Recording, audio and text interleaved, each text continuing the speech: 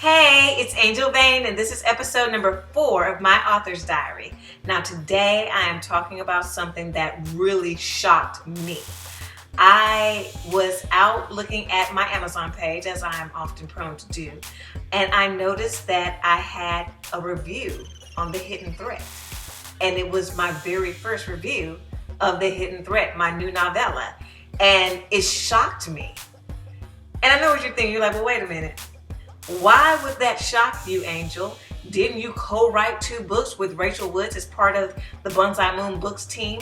Yes, I did. And to me, it is different because when you're co-writing a book with someone else, it's a lot of them and some of you, and it all gets jumbled all together. And so even though I kind of had 2 book releases, that I viewed that as my practice run, right? Because Rachel Woods already has a well-established author platform. She had published so many different books, and she allowed me to co-write with her just so that I could kind of get used to the writing process before I had to go off and do it on my own.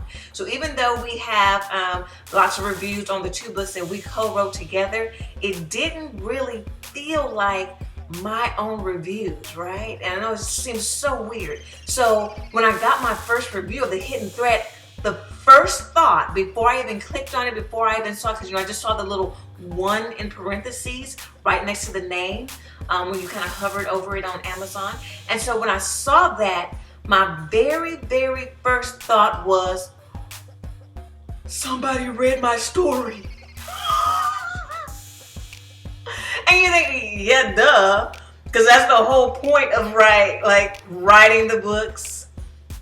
Putting them out there, getting them out there into the world so that other people can read. But that was the first time it truly dawned on me that the story is not my own anymore. These characters are not my own precious characters anymore. They have just been living in my head as I put them out in black and white onto my computer in my Scrivener file, as I've kind of like unveiled and kind of created their story. Now they're out in the world. And other people are reading them, and other people have thoughts about them. And I'm like, well, do they love them as much as I love them? Like, 'cause I love Bojan and Ella, right? And I love their story, and I love writing kind of like what they had to fight against to even try to be together. And now that's just out in the world for everybody else to enjoy, and I have no control over it anymore. I don't have any children.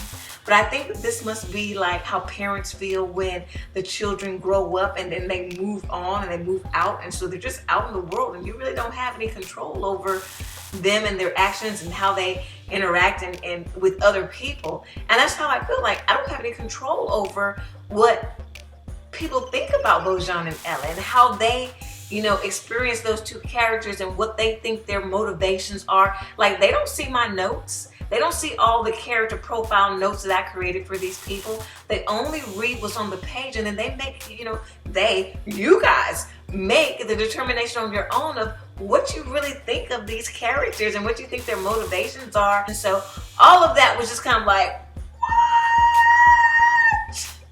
My babies are out in the world. That's kind of how I felt. So then after I kind of went through that moment, like the, oh my God, somebody really read my story moment. Then I clicked on the link and I actually looked at the review.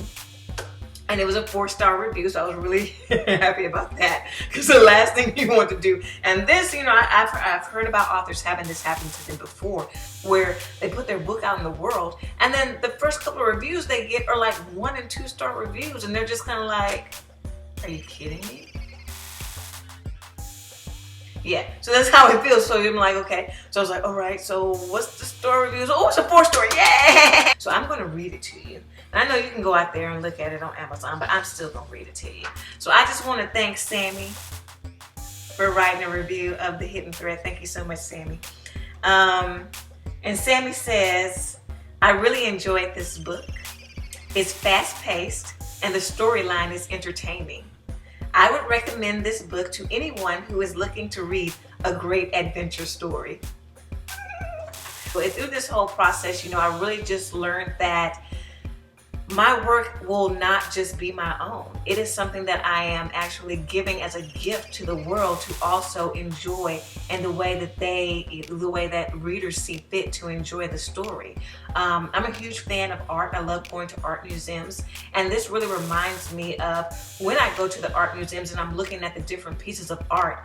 That artist, and many of them have passed away now, they have no clue what I'm thinking about their work, and I have no clue if I'm viewing it and interpreting it the way that they wanted it to be interpreted. And that's okay, because if I get my own type of enjoyment out of their art and it happens to be different from what they were trying to convey, it still makes it a successful art piece. And so that's what I learned from this process, is that my words and my books are going to go out into the world, and that then it becomes subject to interpretation. And even if it's interpreted differently from how I intended, as long as readers enjoy what they're reading, it's a win-win.